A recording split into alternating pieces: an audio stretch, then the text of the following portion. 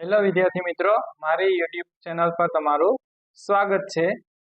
તો આજે આપણે જોઈશું ધોરણ 7 ના વિજ્ઞાન પ્રથમ પ્રકરણ છે વનસ્પતિમાં પોષણ, એનું સ્વાધ્યાયનું સોલ્યુશન। તો પહેલો પ્રશ્ન છે વિદ્યાર્થી મિત્રો કે સજીવોને ખોરાક લેવાની જરૂર શા માટે હોય છે? જેનો જવાબ આવશે કે સજીવોને કાર્ય કરવા માટે, જરૂરી શક્તિ મેળવવા, શરીરની વૃદ્ધિ અને વિકાસ કરવા, શરીરના ઘસારાને સમારકામ માટે તથા શરીરને તંદુરસ્ત અને નિરોગી રાખવા માટે ખોરાક લેવાની જરૂર હોય છે। બીજો પ્રશ્ન જોઈએ। બીજો પ્રશ્ન એવો છે, પરોપજીવી અને મૃતોપજીવીનો તફાવત આપો। તો પરોપજીવી આપણને ખબર છે કે પરોપજીવી કોને કહેવાય? તો કે જે પોતાનો ખોરાક બીજા પાસે બનાવરાવે, અને મૃતોપજીવી એટલે કે મૃત અને સડી ગયેલામાંથી જે ખોરાક લે એને મૃતોપજીવી કહેવાય। તો પરોપજીવીમાં આવશે કે જે યજમાન સજીવ પાસેથી પોતાનું પોષણ મેળવે છે। મૃતોપજીવીમાં આવશે તે મૃત અને સડતા પદાર્થમાંથી પોષણ મેળવે છે। પરોપજીવીમાં જોઈએ તો બીજું, તે યજમાન સજીવે બનાવેલા ખોરાકનું શોષણ કરે છે। મૃતોપજીવીમાં બીજું જોઈએ, તે સડતા પદાર્થો પર પાચક રસોનો સ્ત્રાવ કરી દ્રાવણ બનાવી તેમાંથી પોષક તત્વો શોષે છે। પરોપજીવીમાં ત્રીજું જોઈએ, ઉદાહરણ છે તો કે અમરવેલ, જે પરોપજીવી વનસ્પતિ છે। મૃતોપજીવીમાં જોઈએ તો મોટા ભાગની ફૂગ છે એ મૃતોપજીવી છે। ત્રીજો પ્રશ્ન જોઈએ, પર્ણમાં સ્ટાર્ચની હાજરી તમે કેવી રીતે ચકાસશો? તો જવાબ આવશે કે પર્ણમાં સ્ટાર્ચની હાજરી ચકાસવાની રીત છે આ મુજબ છે।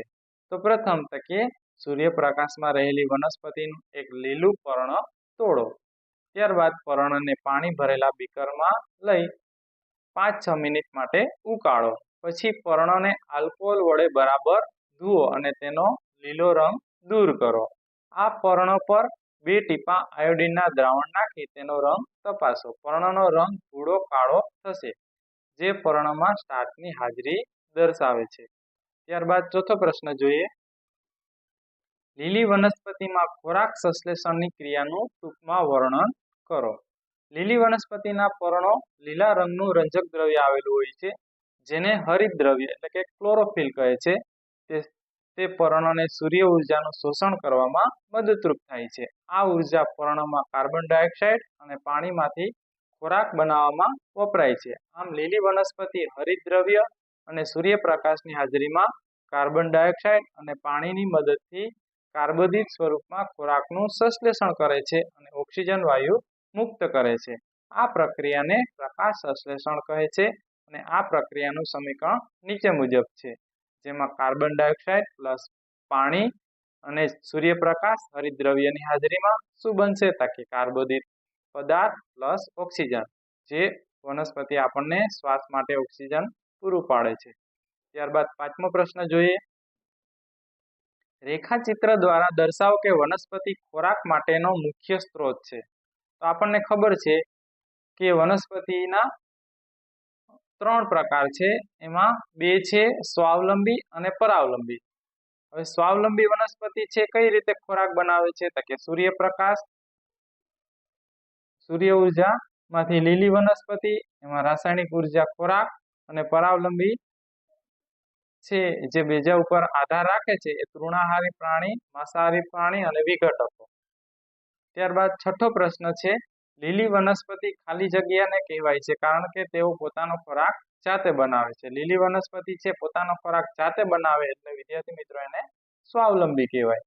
વનસ્પતિ દ્વારા બનાવેલા ખોરાક ખાલી જગ્યા સ્વરૂપે સંગ્રહ પામે છે। જવાબ આવશે સ્ટાર્ચ। પ્રકાશ સંશ્લેષણમાં ખાલી જગ્યા નામના રજક દ્રવ્ય દ્વારા સૂર્ય ઉર્જા શોષણ પામે છે, જેનો જવાબ આવશે હરિત દ્રવ્ય એટલે કે ક્લોરોફિલ। ચોથું છે, પ્રકાશ સંશ્લેષણ દરમિયાન વનસ્પતિ ખાલી જગ્યા વાયુ લે છે અને ખાલી જગ્યા વાયુ મુક્ત કરે છે।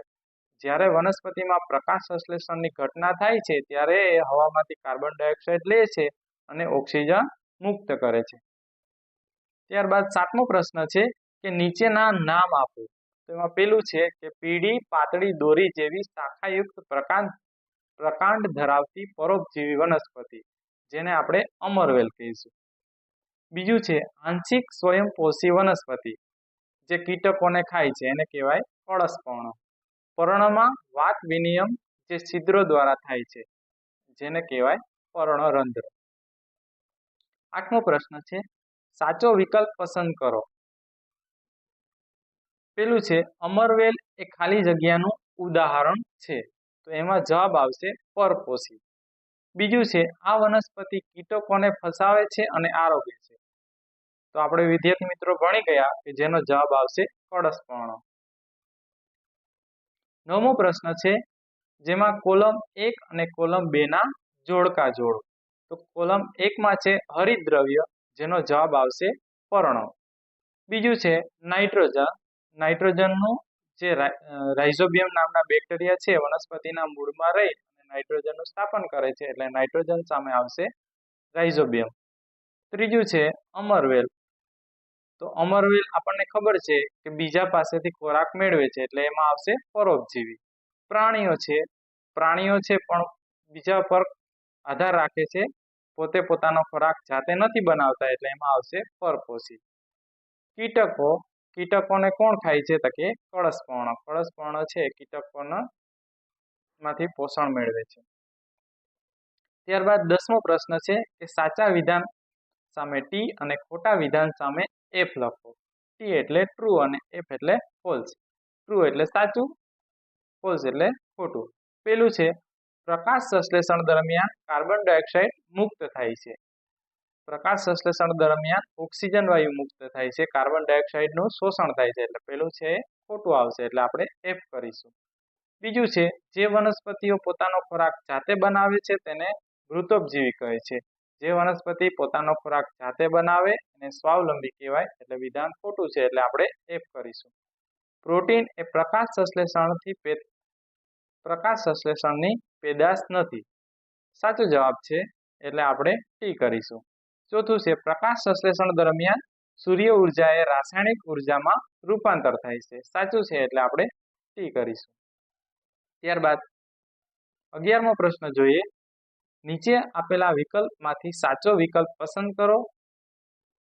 તો એમાં પ્રશ્ન આપણો એવો છે કે પ્રકાશ સંશ્લેષણ માટે વનસ્પતિનો કયો ભાગ વાતાવરણમાંથી કાર્બન ડાયોક્સાઇડ લે છે. તો જે પર્ણરંધ્ર છે એ વાતાવરણમાંથી કાર્બન ડાયોક્સાઇડનું શોષણ કરે છે, એટલે જવાબ આવશે પર્ણરંધ્ર. ત્યારબાદ 12મો પ્રશ્ન જોઈએ કે નીચે આપેલા વિકલ્પમાંથી સાચો વિકલ્પ પસંદ કરો. તો આપણો પ્રશ્ન એવો છે કે વનસ્પતિ વાતાવરણમાંથી કાર્બન ડાયોક્સાઇડ મુખ્યત્વે ખાલી જગ્યા દ્વારા લે છે, તેનો જવાબ આવશે પર્ણ.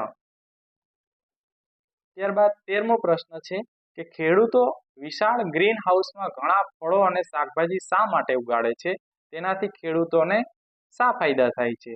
તો જવાબ આવશે કે ગ્રીન હાઉસમાં ફળો અને શાકભાજીના છોડ ઉગાડવાથી બહારની વધુ ગરમી કે ઠંડીથી છોડને રક્ષણ મળે છે, આથી છોડનો યોગ્ય વિકાસ થઈ શકે છે. અને ગ્રીન હાઉસમાં ફળો અને શાકભાજી ઉગાડવાથી ખેડૂતને થતા ફાયદા છે એ આ મુજબ છે. પેલું છે ગ્રીન હાઉસમાં તાપમાનનું નિયંત્રણ થઈ શકે છે, આથી કુમળા છોડને ખૂબ જ ગરમીથી અને ઠંડીથી રક્ષણ મળે છે, તેથી ખેડૂતોને પાકનો ઉતાર સારો થાય છે. બીજું છે ગ્રીન હાઉસમાં ઉગાડેલા છોડને પ્રાણીઓ નુકસાન પહોંચાડી શકતા નથી, તેથી ફળો અને શાકભાજીને નુકસાન થતું અટકે છે. ત્રીજું છે ફળો અને શાકભાજીના છોડને ઉછેરવા માટે ખેડૂતોને વિશેષ કાળજી લેવી પડે છે, જે ગ્રીન હાઉસમાં શક્ય બને છે. થેન્ક યુ વિદ્યાર્થી મિત્રો. જો તમે મારા ચેનલ પર નવા હોય તો જીનિયસ એજ્યુકેશનને સબસ્ક્રાઇબ કરો, લાઈક કરો, શેર કરો અને બેલ આઇકન પ્રેસ કરો, જેથી આવનારા વિડીયો છે એની નોટિફિકેશન આપણને જલ્દીથી મળે. Thank you.